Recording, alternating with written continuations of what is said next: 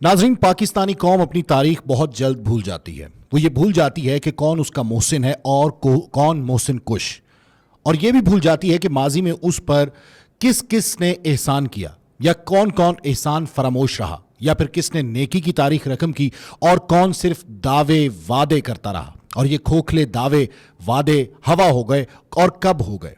ये तमाम तर मालूमात पाकिस्तानी कौम को जब मिलती है उस वक्त तो सीख पा होती है, लेकिन उसके बाद जैसे जैसे वक्त गुजरता है ये पाकिस्तानी कौम भूल जाती है ये तमाम दुख और तमाम कुछ। साल 2010 में पाकिस्तान में सैलाब आया तो अक़वाम मुत्तहिदा की सफ़ीर मशहूर अदाकारा एंजेलिना जोली पाकिस्तान के दौरे पर तशरीफ लाईं।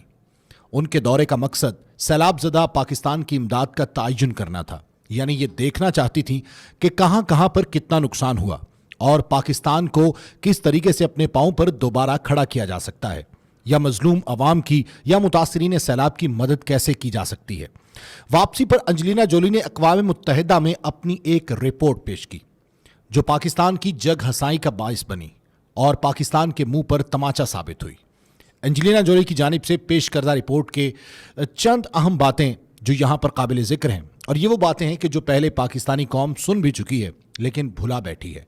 पाकिस्तानी कौम की याद दहानी के लिए बताते चलें कि एंजेलिना जोली ने लिखा कि मुझे उस वक्त और तकलीफ हुई जब पाकिस्तान के वज़ीर आज़म ने इस ख्वाहिश का इजहार किया और मजबूर किया कि मेरी फैमिली के लोग आपसे मिलना चाहते हैं, मैं उनकी बेचैनी दूर करूं। मेरे इनकार के बावजूद वज़ीर आज़म की फैमिली मुझसे मिलने के लिए मुल्तान से एक खुसूसी तैयारे में इस्लामाबाद आई और मेरे लिए कीमती तहाइफ भी लाई। वज़ीर आज़म थे उस वक्त यूसुफ रज़ा गिलानी और उनकी फैमिली मुल्तान से इस्लामाबाद लाई गई सिर्फ इस वजह से कि उन्होंने एंजेलिना जोली से मिलना था, और कोई बड़ी वजह नहीं हो सकती। एंजेलिना जोली ऐसी फैमिली को नहीं मिलना चाहती थी और उसके जहन में यह था कि यह पाकिस्तानी कौम पर एक दुख और कर्ब की घड़ी है। लेकिन जब वज़ीर आज़म की फैमिली वहाँ पर पहुँची, कीमती तहाइफ और इसके साथ साथ पुरतकल्लुफ़ खानों का एहतमाम किया गया और तैयारा मुल्तान से खुसूसी तौर पर इस्लामाबाद लाया गया, तो यकीनन एंजेलिना जोली भी समझ गई होगी कि ये कौम किस हद तक अपनों का एहसास या ख्याल करती है। एंजेलिना ने लिखा कि वज़ीर आज़म की फैमिली ने कई अक़साम के ताम से मेरी दावत की। डाइनिंग टेबल पर अनवाओ अक़साम के खाने देखकर मुझे शदीद रंज हुआ।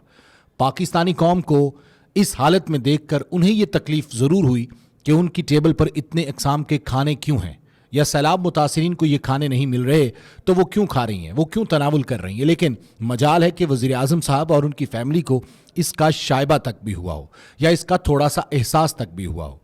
मुल्क में लोग फाकों से मर रहे थे और ये खाना कई सौ लोगों के लिए काफ़ी था जो सिर्फ आटे के एक थैले और पानी की एक छोटी बोतल के लिए एक दूसरे को धक्के देकर हमारी टीम से हासिल करने के ख्वाहिशमंद थे। यानी जो एंजेलिना जोली की टीम थी, और जब वो आटा तकसीम करती थी या फिर पानी तकसीम करती थी पीने के लिए, तो लोग कतारों के अंदर खड़े होते थे और एंजेलिना जोली उस टेबल पर बैठकर, जहां पर वज़ीर आज़म पाकिस्तान की फैमिली भी मौजूद है, वो पाकिस्तानियों का सोच रही थी। लेकिन हमारे वज़ीर आज़म सिर्फ एंजेलिना जोली से अपनी फैमिली की मुलाकात का सोच रहे थे।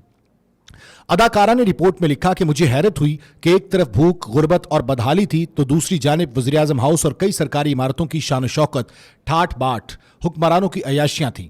यूरोप वालों को हैरान करने के लिए यह सब काफ़ी था। ये तमाम तर इस मुल्क के पाकिस्तान में, इस मुल्क के खुदादाद में होता है। एंजेलिना जोली ने अक़वाम मुत्तहिदा को मशवरा दिया कि पाकिस्तान को मजबूर किया जाए कि इमदाद मांगने से पहले शाही प्रोटोकॉल, अयाशियां और फजूल अखराजात ख़त्म करें। इस पूरे दौरे के दौरान एंजेलिना जोली पाकिस्तान के मीडिया और फोटो सेशन से दूर रहना पसंद कर रही थी। तो ये थी एंजेलिना जोली की वो रिपोर्ट कि जो उन्होंने सबमिट करवाई अक़वाम मुत्तहिदा में, कि जब उन्होंने पाकिस्तान का दौरा किया और उसके बाद अयाशियां, ठाट बाट, मज़े, राहतें और एक तरफ सैलाब मुतासिरीन के दुख, गम, उनके कर्ब थे। लेकिन अब कितने अफसोस की बात है कि ये कर्ब, ये दुख हमारी हुकूमत नहीं महसूस कर रही थी और एक बाहर से आई खातून ये सब महसूस कर रही थी। और आज भी ऐसा ही है कि यहां पर कर्जे पे कर्जा हासिल किया जा रहा है, IMF की किस्त लेने के लिए पर तोले जा रहे हैं, लेकिन मजाल है कि अपनी अयाशियां खत्म कर दी जाएं। यहां पर तो वज़ीर आला से बाकायदा तौर पर करोड़ों रुपए की गाड़ी डिमांड की जा रही है। यहां पर अपने लिए कोठियां, बंगले डिमांड किए जा रहे हैं और महज इक़्तिदार में इसलिए आया जा रहा है कि वो अवाम की खिदमत नहीं बल्कि अपनी फैमिली को मजबूत बुनियाद फराहम कर सकें, वो अपनी फैमिली का मुस्तकबिल संवार सकें। اور یہاں پر اگر الیکشنز پر ووٹ خریدے جاتے ہیں یا خرچہ کیا جاتا ہے تو اس کے بعد مطمع نظر یہ ہوتا ہے کہ وہ تمام تر ووٹ، وہ تمام تر پیسہ جو الیکشن پر لگا ہے اس کو کیسے اکٹھا کیا جانا ہے، کہاں پر ٹھیکے لینے ہیں، کس طریقے سے پیسہ بٹورنا ہے اور اپنی تجوریاں بھرنی ہے، اور اس کے بعد پھر کس ملک کی شہریت لے کر وہاں پر چلے جانا ہے۔ یہ بیوروکریسی ہو یا پھر پاکستان میں موجود سیاستدان، سب یہی سوچ رہے ہیں۔ اس ملک کا سوچنے والا کوئی نہیں۔ یہاں کی عوام کس طریقے سے فاقوں سے مر رہی ہے، یہاں کی ٹرین میں کس طرح سے یہاں کی ریاست کا ملازم خاتون کو تشدد کا نشانہ بنا کے کچل دیتا ہے، اس پر سوال نہیں اٹھتا۔ یہاں پر پولیس کس طریقے سے لوگوں کے گھروں میں داخل ہو کر ان کو زد و کوب کرتی ہے، تشدد کا نشانہ بناتی ہے، اور اس کے بعد ان پر ایف آئی آرز دے دیتی ہے، ان سے کوئی نہیں سوال کرتا۔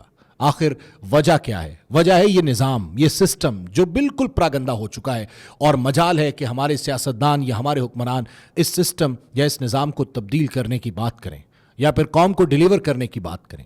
پوری دنیا میں جگ ہسائی ہماری ہر جگہ پر ہوتی ہے۔ کوئی بھی نئی حکومت بنتی ہے، آپ نے ایک اکثر جملہ سنا ہوگا کہ ہم اس ملک کو، اس کی معیشت کو اس کے پاؤں پر کھڑا ضرور کریں گے، اور آئی ایم ایف کی قسط بہت ضروری ہے، کیونکہ کاروبار زندگی نہیں چلتا، ملکی کاروبار نہیں چلتا، سٹاک ایکسچینج کریش کر جائے گی، ملک دیوالیہ ہو جائے گا۔ یہ وہ تمام تر جملے ہیں جو آپ نے پچھلے 75 سالوں میں مختلف سیاستدانوں سے، مختلف حکمرانوں سے، مختلف سیاسی جماعتوں کے لوگوں سے سنے ہیں۔